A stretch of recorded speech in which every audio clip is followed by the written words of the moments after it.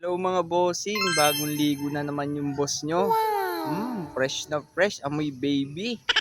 Andito nga pala ako ngayon sa likod ng bahay namin dahil mangunguha ako ng gabi. Lulutuin ko mamaya pang ulam namin, maggagata ako. Dito ako. Dami namin din kangkong oh. Ulam namin para sa Lunes, ulam namin para sa Martes, ulam namin para sa Merkules. Hanggang isang buwan, kaya namin ubusin yan, puro kangkong. Pero ngayon, gabi muna tayo. Mga ganitong katamtamang laki lang yung kukunin natin. Para, aray ko. Yan. Para masarap. Sobrang laki naman kasi pag ito. Yung saktuan lang. Yung parang halos magkakasize lang sila. Lagyan natin ng gata. Mamaya magkakayod naman tayo ng nyog. So ayun mga boss, nakakuha na ako. Yan, sakto na to sa amin. Tingnan nyo, may papakita ko sa inyo. Ang laki oh. Mas mataas na sa akin. Grabing laki ng ano. Oh, grabing laki. Mas mataas na sa akin. Lumalaki pala to ng ganito. Ngayon lang kasi talaga ako nakakita ng ganito. Sa Maynila, hindi pa ako nakakita ng ganito. Yung sa amin. Grabe laki oh. So ngayon naman, kukuha naman tayo ng sili. Kasi mas masarap to pag may anghang siya. So doon tayo galing kanina no. Naglakad tayo dito. So yun, dito na tayo. To. Yung mga sili dito sa amin guys, kadalasan talaga ganito maliliit. Wow! Kahit yung sa mga tindahan, ganito siya. Yan. Maliliit, di ba? Halos ganito yung mga binibenta rin kahit sa mga tindahan.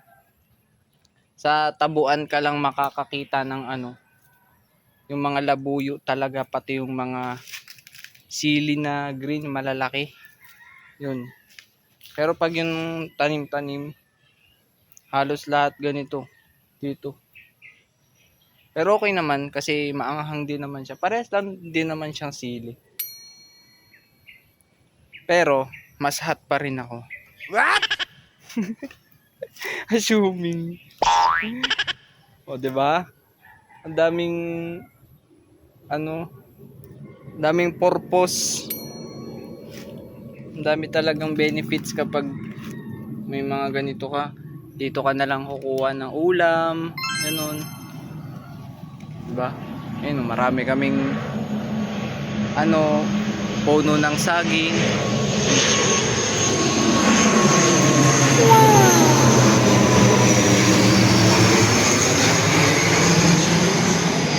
Di ba?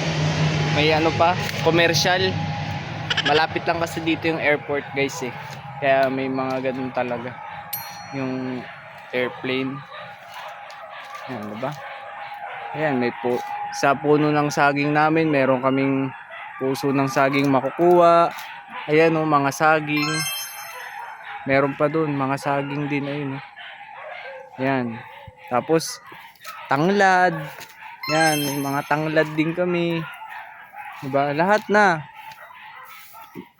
ng tanim dito nakakain namin, nauulam namin. Meron na nga rin pala tayong nyug dito, no. Kakayurin na lang natin 'to tapos pipigain para meron na tayong panggata.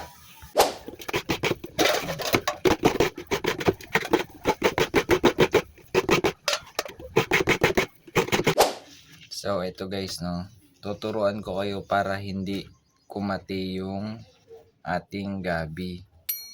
So kung makikita nyo siya, yan o. Diba yung shape niya? Ito, ito. Ito, tatanggalin nyo to. Ito, pakita ko sa inyo. Tatanggalin nyo lang yan. May guhit naman yan eh. Yung parang papuso. Yan. Tatanggalin nyo yan. O, diba? Tapos itong dulo, pilasin nyo lang. Yan. Diba? Yun kasi nagpapakati sa kanya. Pagkatapos, iikot nyo na siya. Ikot natin.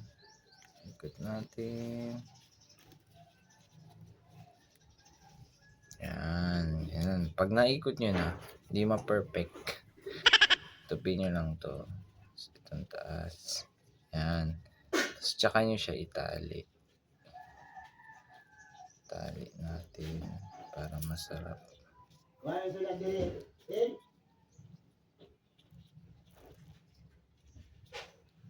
Yeah. Wow! Ganyan siya.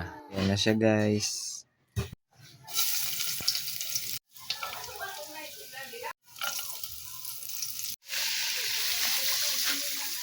Pag kumulo siya guys, pwede nyo na ilagay itong mga gabi. Yan. Nahugasan na rin pala to guys, no? Tapos palambutin lang natin.